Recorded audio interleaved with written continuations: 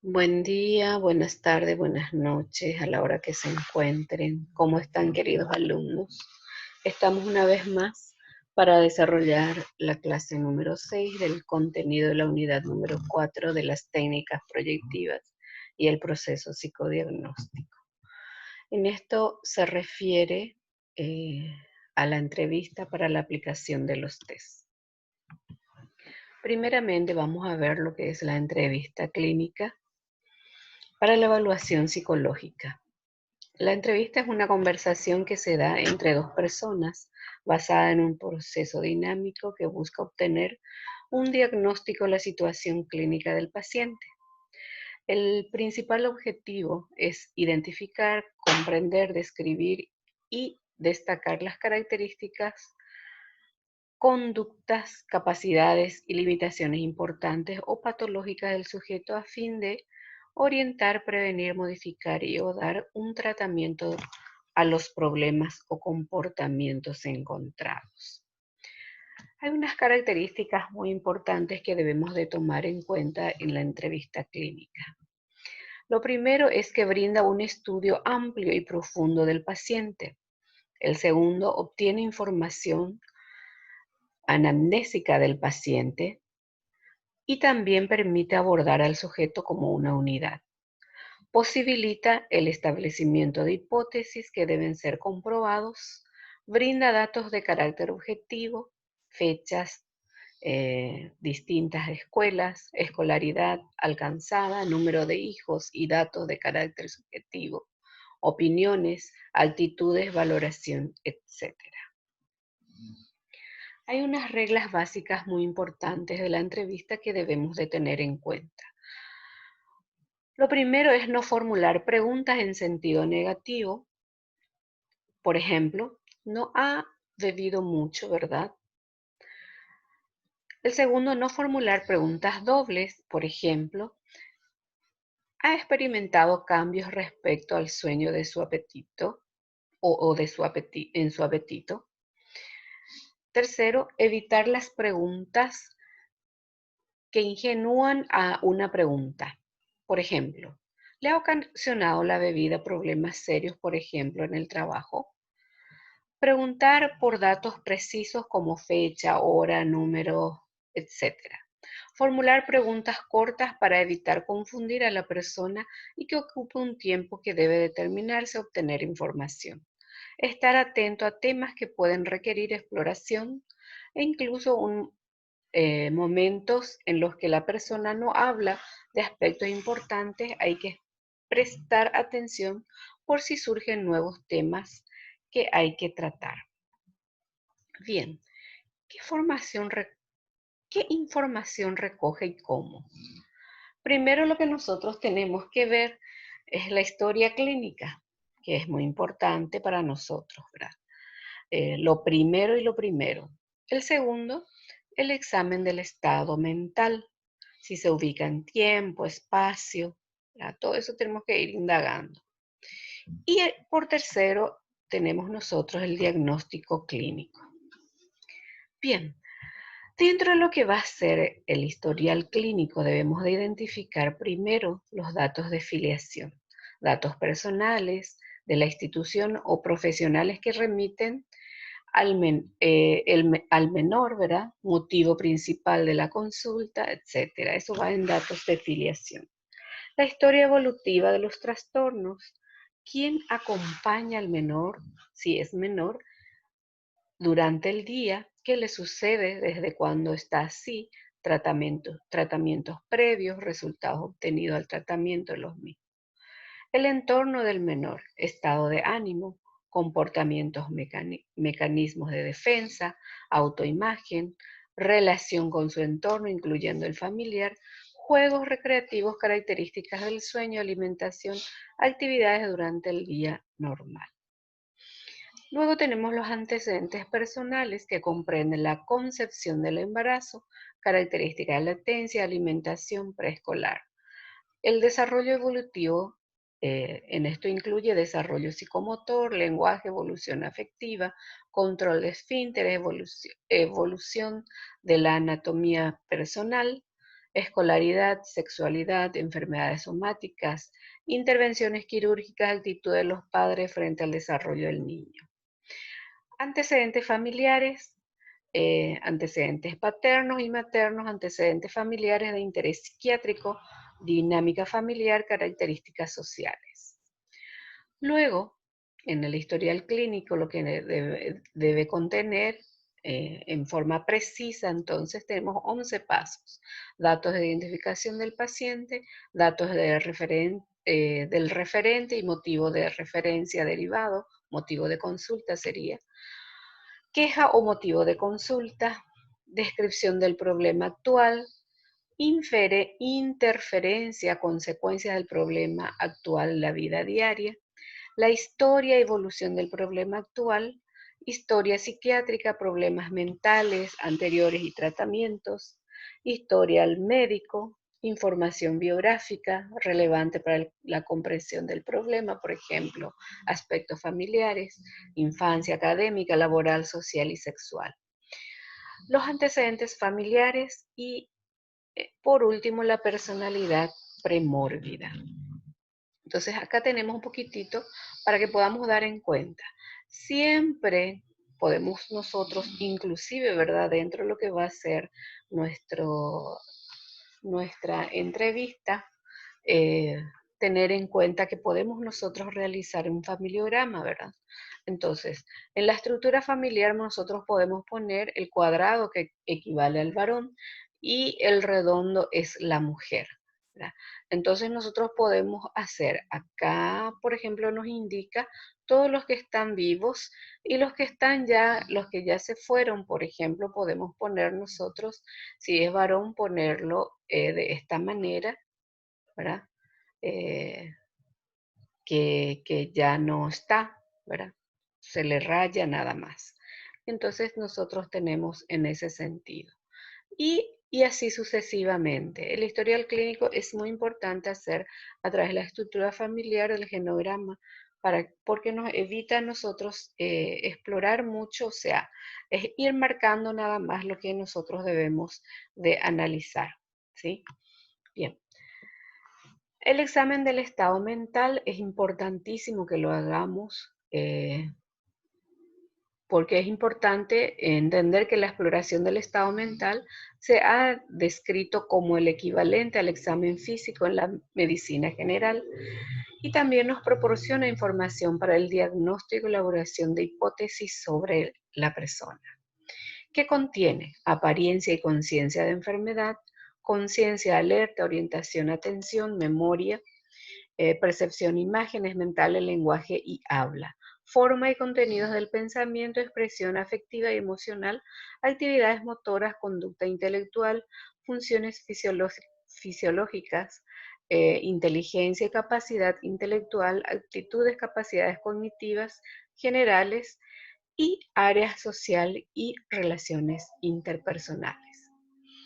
Entonces, a partir de ahí, lo que tenemos que tener en cuenta en el diagnóstico clínico, donde suele realizarse siguiendo los criterios establecidos por la Organización Mundial de la Salud y a los descritos la Asociación Americana de Psiquiatría APA, y recogiendo información relativa a los ejes propuestos estas organizaciones.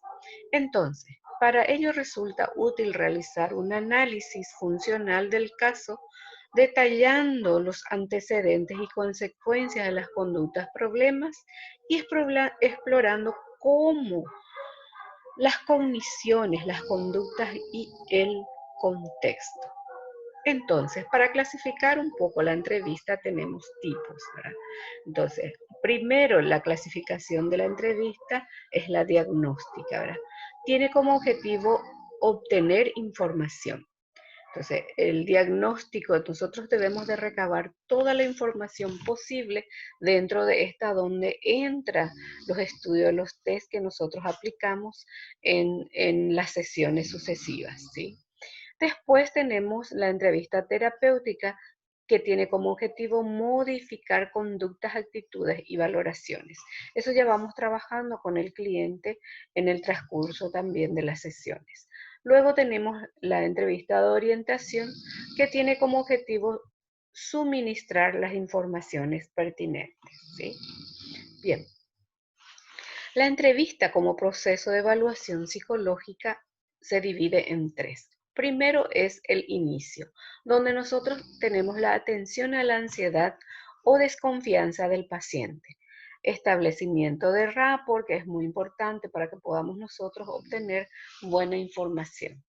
Identificar personal de ambos identificación personal de ambos. Sería en este caso, si es que nosotros tenemos, si es niño, eh,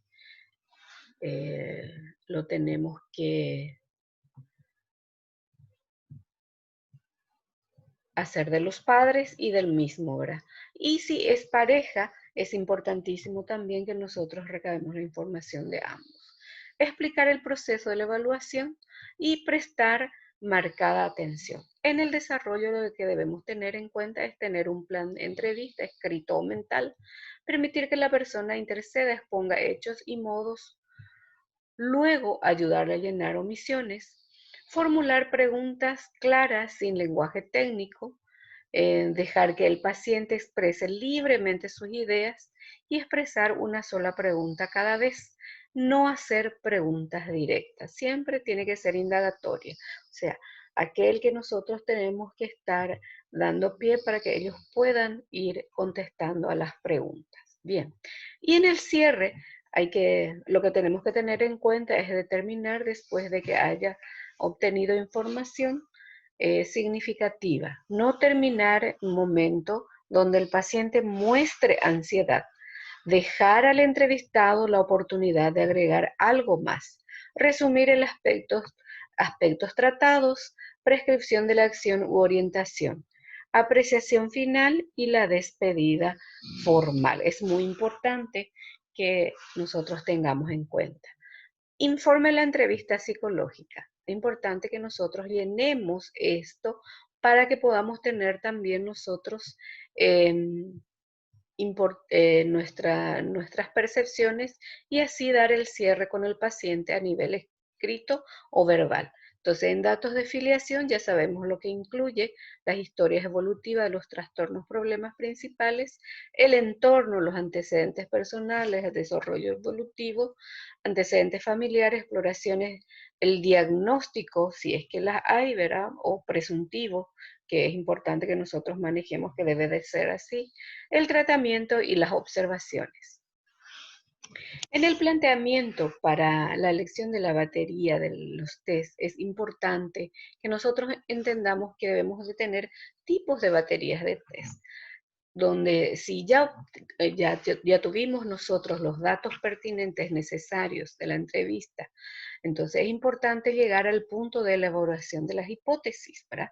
El procedimiento a seguir será entonces analizar minuciosamente el tipo de test que se administrará para recabar la información del paciente o cliente. La administración de las baterías de los test deben ser aplicadas a través de la metodología prevista, específica al caso, pero para algunos de los test habrá de cumplirse rigurosamente las condiciones estándar que aparecen en los manuales correspondientes de cada test. En eso es importante reconocer que hay test que reúnen las baterías necesarias, ¿verdad? Que nosotros debemos de aplicar y nos arroja un resultado. En todo ello influirán decisivamente conocimientos, habilidades y experiencias del evaluador respecto a esos instrumentos. ¿Por qué nos dice esto? Porque hay pruebas que nosotros administramos, por ejemplo, ¿verdad? Los que son visuales, que nosotros mismos tenemos que dar una ponderación. Entonces nosotros debemos de tener instrumentos que son fiables y confiables, ¿verdad? Y de ahí también nosotros, nuestra percepción, utilizar las experiencias, ¿verdad? En esto es importante no solamente ceñirnos en un solo test, sino buscar otras alternativas para que podamos nosotros hacer la fiabilidad de ese mismo test. En todo ello influirá decisivamente conocimientos, habilidad, experiencia evaluador respecto a los instrumentos. Esto ya habíamos hablado, que es muy importante. Posteriormente, una vez realizada la aplicación y comprobada la calidad de los datos obtenidos, estos habrán de ser debidamente ponderados y en algunos casos convertidos en puntuaciones normalizadas. Entonces, el análisis del conjunto de los datos precedentes de distintos instrumentos que se aplican tanto a nivel cualitativo y cuantitativo nos permitirá comprobar si los supuestos o las hipótesis han sido contrastadas o no. Conviene resaltar que en este análisis se realizará también un examen pormenorizado de las relaciones entre los distintos métodos y las fuentes de información de cada una de las variables que se examinan. Entonces, como en todo proceso científico y en el caso de no contrastación, habrá de volverse a lo anterior y reformular las hipótesis. ¿Qué significa esto? Nosotros tenemos que volver a replantear si no se cumplió esa hipótesis que nosotros estábamos teniendo ya anteriormente, entonces nosotros tenemos que volver otra vez a replantear. Cuando las hipótesis han sido contrastadas, los resultados habrán de ser examinados en sus repercusiones sobre los objetivos, tanto científicos como aplicados del caso que nos ocupa. Entonces es importante que nosotros, a través de lo que nosotros vamos examinando, elaboremos nuestras hipótesis y de acuerdo a eso vayamos nosotros planteando otras nuevas hipótesis. La secuencia de los test en esto, para la aplicación de estos test, de los respectivos test, es importante considerar lo primero, el motivo de consulta, las falencias presentadas a la hora de la evaluación, a través de la hipótesis elaboradas en el proceso de evaluación, replantear de acuerdo a la necesidad de la información y la confiabilidad y validez de los instrumentos utilizados. Hay una caracterización de estas pruebas que son muy importantes conocer también. Por ejemplo, el objetivo de la evaluación psicológica se puede describir, clasificar, predecir, controlar.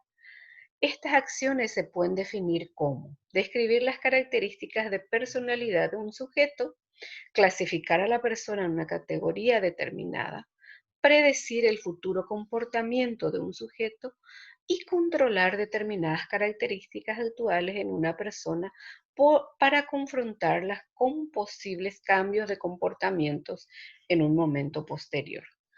Bien, en la administración y dinámica de cada test que nosotros ya vimos en las clases anteriores, entonces, en, en esto el sujeto está sujeto al tipo de test a ser aplicado según las dificultades que presenta cada paciente. Y estas son las bibliografías que había utilizado para poder desarrollar esta clase. Y desde ya les agradezco a ustedes por la atención. Me gustaría que en las tareas, yo les puse en la tarea un caso que puedan determinar y puedan ustedes utilizar esto que nosotros vimos ahora y completar lo requerido en la tarea. Desde ya, que pasen una excelente semana y cuídense y protéjanse.